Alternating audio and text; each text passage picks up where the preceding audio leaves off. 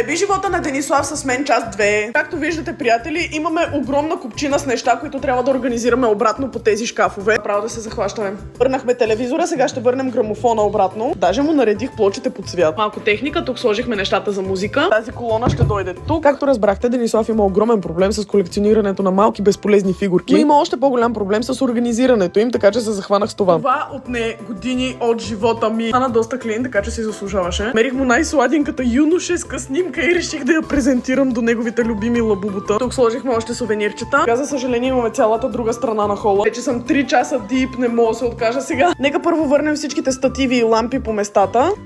Сега ще забършим тази масичка от всички страни. Да показвам всички страни, имам предвид всички страни. О! Защо още шкафове?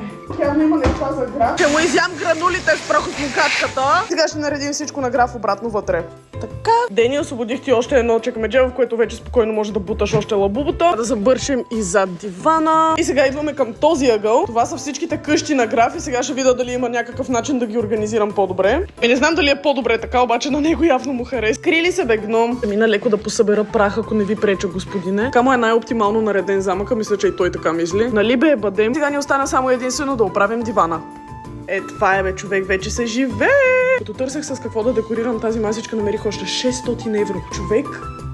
Какво? Аз си мислех, че го правя от доброто на душата си, аз съм изкарала 1,5 поне. Пазикам се, разбира се, да не мислите, че ще го украда. Реших, че ще сложа една тава с мандарини, една тетрадка на Волк. Мисля, че е доста шик декорации. Друго не можах да измисля. Ви снимам финалния резултат утре на свет. Много от вас се чудят как качвам тези епизоди без той да види и да разбере, че това се случва в неговият апартамент. И отговорът е много прост, просто започвам да ги качвам след като се върна вече. Това със сигурност беше една от по-лесните стаи. Какво става на там? Абсолютно мазал. Харесвайте, последвайте, за да не пропуснете, както и неговата реакция накрая.